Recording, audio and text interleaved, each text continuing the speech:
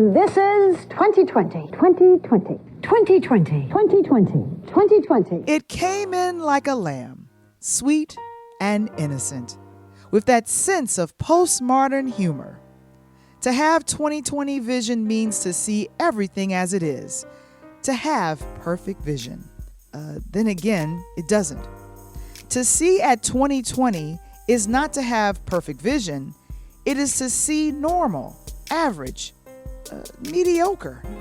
2020 started mediocre and rapidly declined, teetering at times on the edge of a race war. By March, our houses, our apartments doubled as lockdown cells as a global virus turned faithful citizens into pandemic prisoners. We all learned that there is a limit to how much sourdough bread can be baked, how many Zoom meetings can be attended, and how many press conferences a governor can call in the middle of an afternoon. We were forced to slow down, reprioritize, and listen. If you listened, as sports fans, you could hear the plays being called in an otherwise empty stadium. If you listened, you could hear the Amazon trucks, the Grubhub and Uber Eats cars zip down abandoned streets. If you listened, as Americans, you could hear the chants on the streets as protesters marched against systematic injustice. And if you listened, there were clear voices adamant in their determination to say his name, to say her name.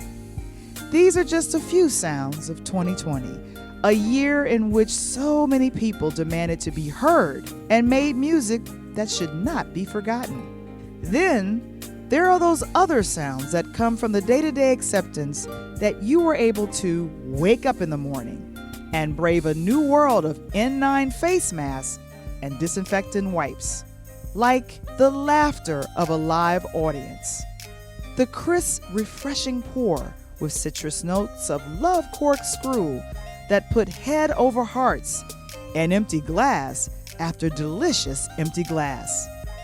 The soul and rock music dreams deferred from Guyana to Brooklyn to Georgia, following the path of Nineveh Road. Rather than lament the losses, the lack of love tearing us apart again and again, this is the moment to celebrate life, to refuse to go gentle into that good night. Night used to be when a house music DJ would spin vinyl, pushing out sounds from vibrating speakers to echo Black Widow's A Love Manifesto. There were the soothing sounds of one special November Saturday when CNN's Wolf Blitzer let the world know that there was a new Georgia crayon that had changed from red to purple to blue. And thankfully, the applause of healthcare workers and reporters as the first groups of elderly patients and frontline workers take a COVID-19 vaccine, we hope will bring the world back to normal. Today, we look back on the top 5 sounds of 2020, a year that came in like a lamb and is roaring out like a lion. I'm Valarie Johnson, and this is Interludes.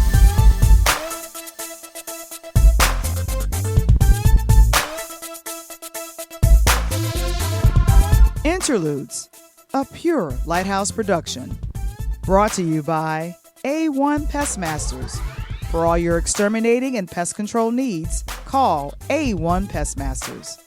And now, all the way live from the south side of Chicago, give it up for your host, Valarie Johnson.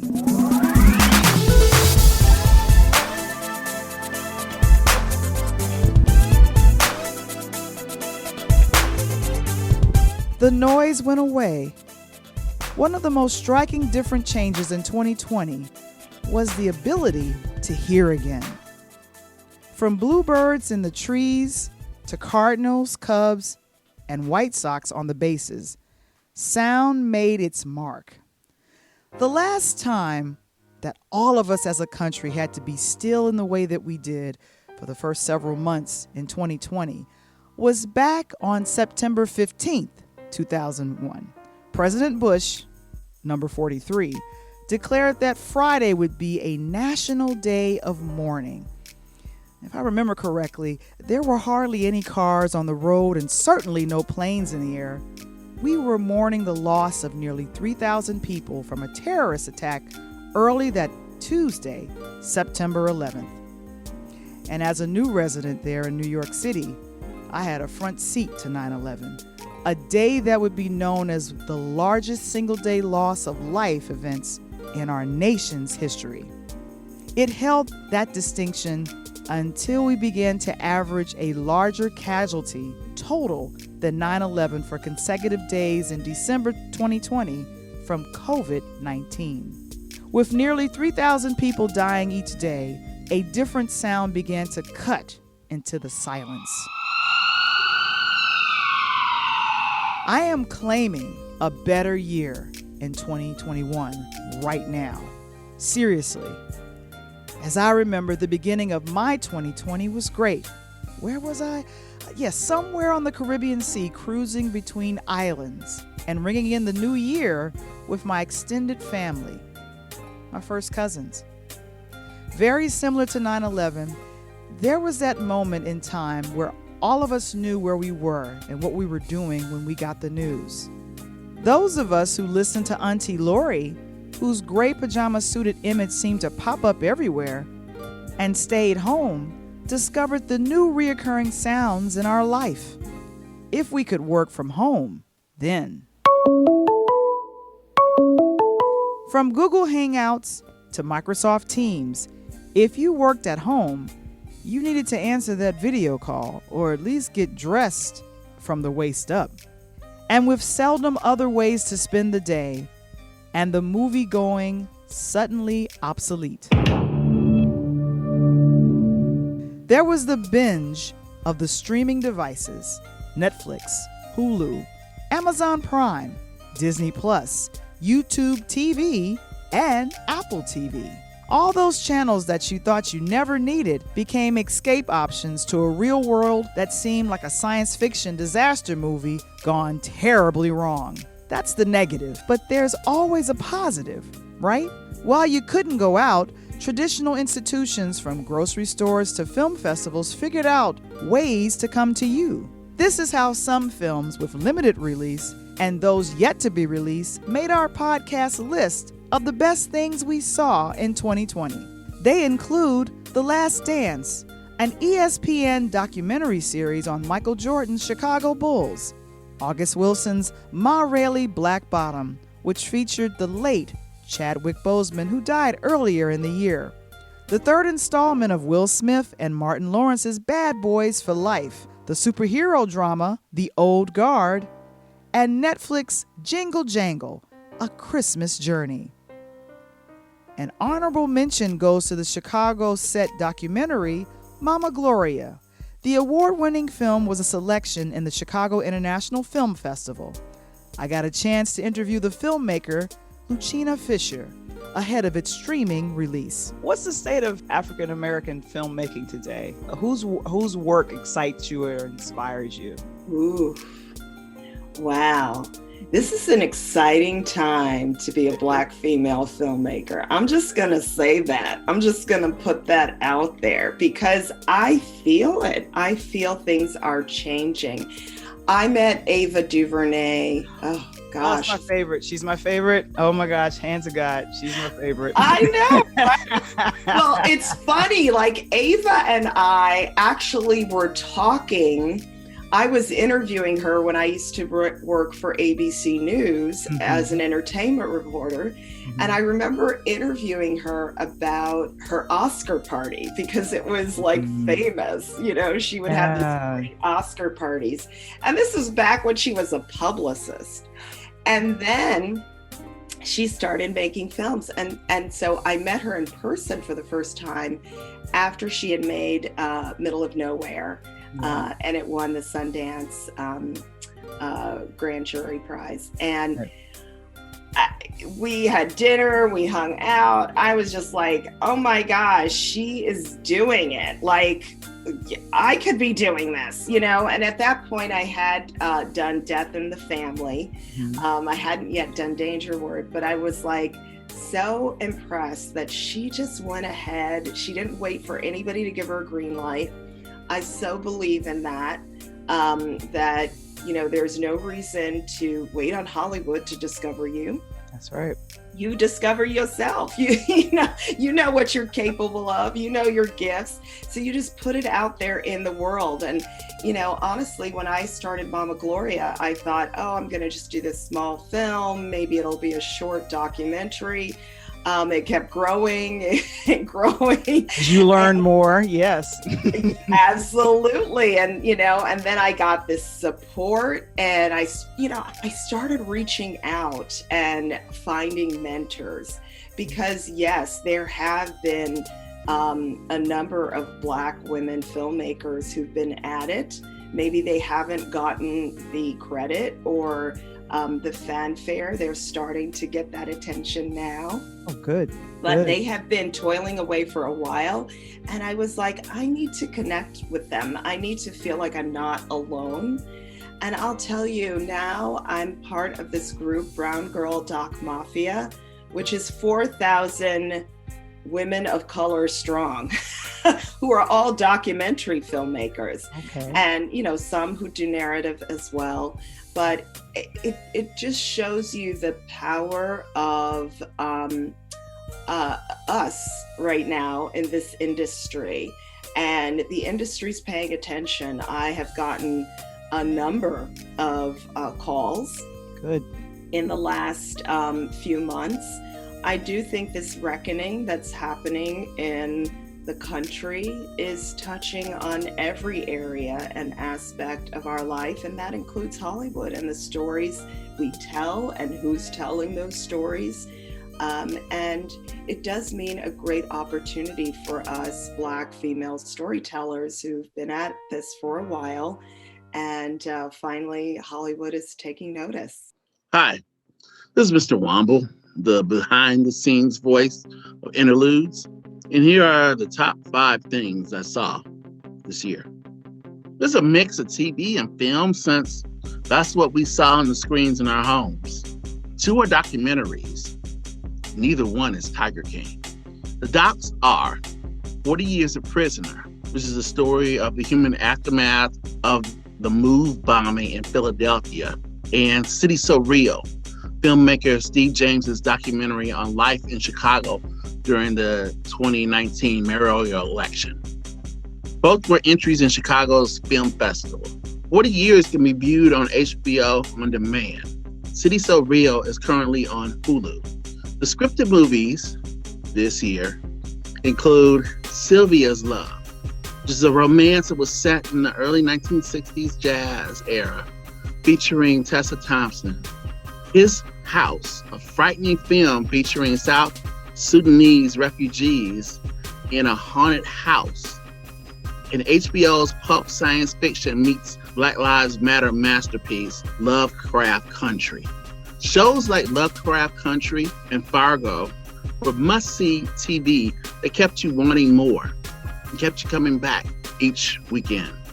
An honorable mention would go to Netflix's original film, Uncorked, the story of an African-American guy who sets his sights on becoming a sommelier.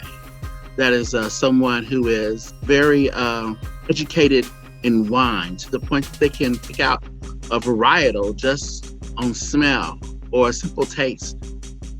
As a former resident of wine country who spent too much time pouring glasses in tasting rooms, I could relate to his fascination with wine as both a status symbol and a source of satisfaction. Now, the story of African Americans in wine is a story of entrepreneurship, and no one exemplified that this year like Chrishon Lampley, who appeared on the September 16th episode of Interludes. Chrishon helped Valarie learn about her brand, Love Corkscrew, and wines like Head Over Heels, by drinking glass after delicious glass. And now we're going to go to the wines. This is Yes.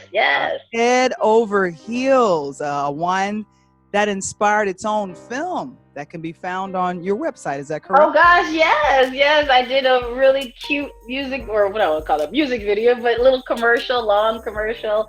And you know, as just so people know, Love Corkscrew. My concept of Love Corkscrew is just to create a fun, whimsical experience in drinking wine for the wine enthusiast as well as the wine novice. And I wanted it to be very easy and approachable as well to people. And that's thus the catchphrases.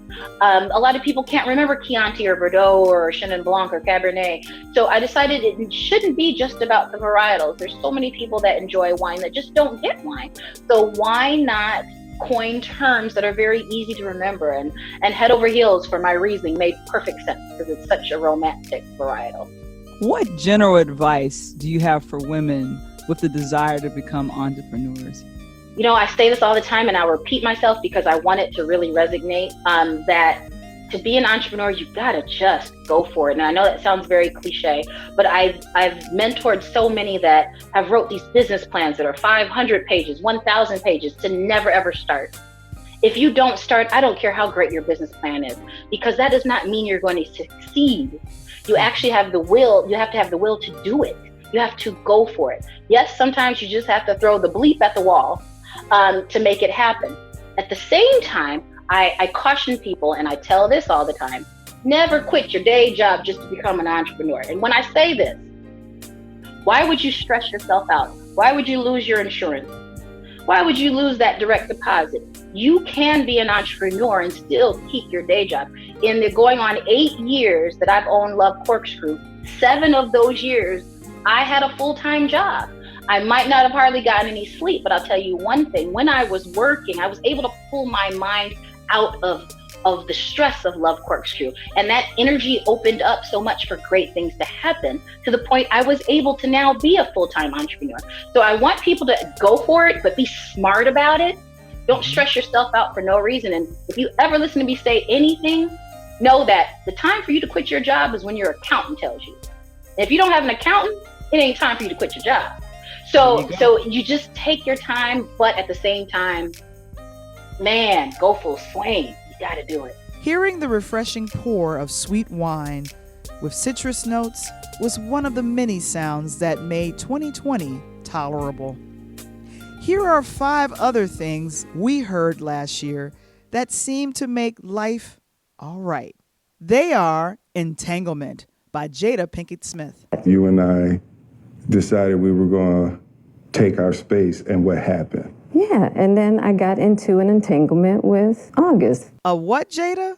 That table might be red, but the story has been whitewashed for sure. Then there was award-winning comedian David Chappelle's take on the George Floyd murder by Minneapolis police. Why would anyone care what their favorite comedian thinks after they saw a police officer kneel on a man's neck for 8 minutes and 46 seconds? I can't get that number out of my head because it was my time of birth on my birth certificate. I was born at 8:46 in the morning. Music-wise, a few songs could top both the hip-hop and pop charts, as well as make the SportsCenter's top 10, like Jack Harlow's What's Poppin'?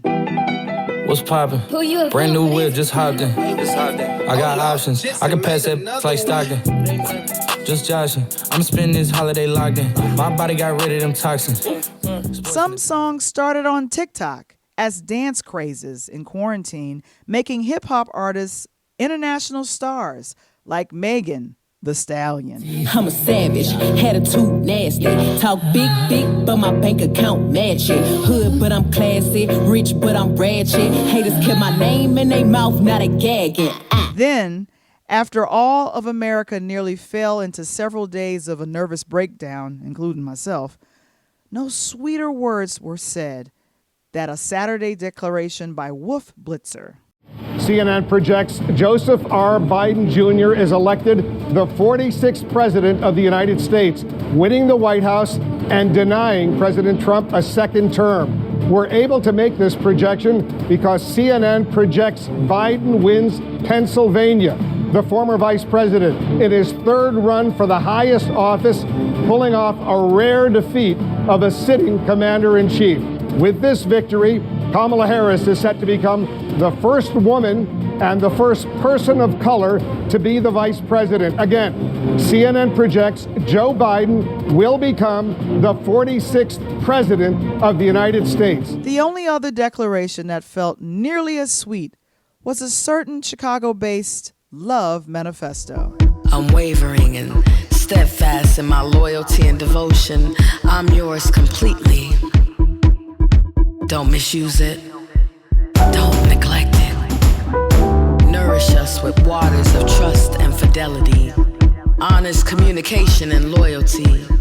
And watch us grow, thrive, and survive together forever.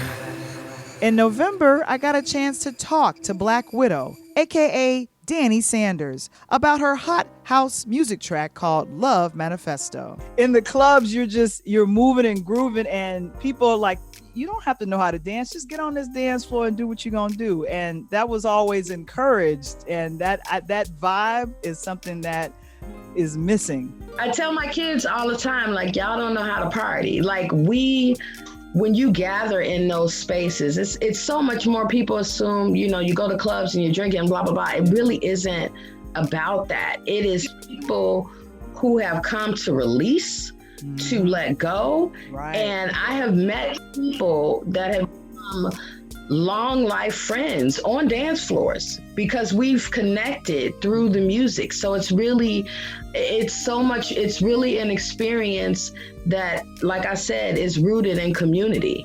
Mm-hmm. Yeah. And so I was listening to Love Manifesto. How did that come to be, and what was the creative process behind that track? The DJ and producer, DJ Immaculate, we've worked together a couple of times. He is also head of the label that I'm on, Terry Hunter's label, Teasbox Records. And he sent me a track and said, I'm thinking about doing this song, or, this song, I think I want to call it Love Manifesto. What do you think? Take a listen and let me know. And initially he had an idea to make the song kind of like a love message to the world based on everything that had been happening in the world. We need a manifesto to combat the hate and all of that. But when I listened to it, I immediately had a different reaction. I just started thinking about romantic love, and that the instrumentation just made me think of, if I could just write it down, what kind of love I wanted in my life, what would that look like? So that's what I wrote, and I sent it to him, and he was like, well, that wasn't what I was thinking, but let's go with it. I like it. And it started from there. So that's how Love Manifesto came. Immaculate did the track, I wrote the lyrics, and it came together very beautifully. The concept of small virtual communities became a necessary support system in a world where physical contact was risky, whether you lived in a row house or the White House. As a result, many communities formed on social media platforms like Facebook, Reddit, Clubhouse, and YouTube. And one of the best YouTube communities that fed my soul in 2020 was Bible Bodega Talk on BK Apologist channel. Every Friday, it became my safe space in a world determined to eat itself like a pastrami on rye with cream soda. Because of the pandemic, people don't get to do that organic grouping, that gathering. So what I wanted to do was create kind of a virtual version of that. So the bodegas that every Friday night, we come through and we hang out virtually. But the idea is also we're hanging out and we talk about everything. We talk about comic books, race relations, but through a Christian lens. And the people that you see on the panel are other urban apologists. They have their own channel, they're doing their own thing. And, I've become good friends with many of them. So I would invite them to come hang out by the bodega. And it's the Christian apologetic version of The View, basically. That's what it is. I like that, though. I like that. How important is your platform to you and your audience? Well, you would have to ask my audience that part of the question. But okay. For me, it's important because I think I'm meeting a need. You know, a lot of people don't get to have these type of conversations where they live. You know, so to be able to find kindred spirits over the interwebs is a big deal for a lot of people. You know, because sometimes, you know, it's kind of lonely being the Bible nerd in your particular congregation. You know, not everybody is as deep or as weird about it as you are. So when you find people on the internet that are just as deep and weird, you make those strong bonds, you know, and it's amazing how you can become really good friends with people that you've never been in the same room before, you know, but that's one of the great advantages of the internet, you know, to have people who have a common understanding and a common passion, being able to get together and feed off one another on a regular basis. It's just amazing. I hope that Interludes has become a safe space for aspiration, inspiration, and motivation for you in 2020. I hope that it's becoming something you seek out each Wednesday like chicken soup for your spirit. For this special episode, we want to thank Luchina Fisher, Chrishon Lampley, Danie Black Widow Sanders, and BK Apologist, all official friends of the show. If you'd like to hear more from Luchina Fisher on film, Chrishon Lampley on wine, Danie Sanders on dance tracks, and BK Apologist on urban apologetics, check out the August 28th, September 16th, October 15th, and November 18th episodes in our Interludes archives.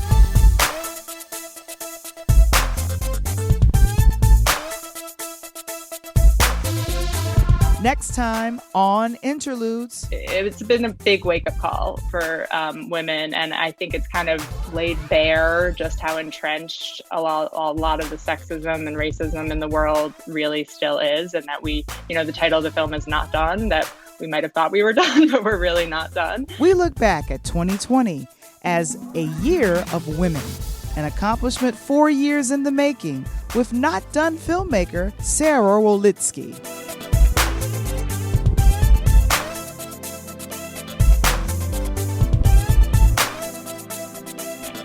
Interludes, original concept by Valarie Johnson, written by Michael Womble, produced by Valarie Johnson and Michael Womble, original intro and outro music produced by Kendall Nesbitt.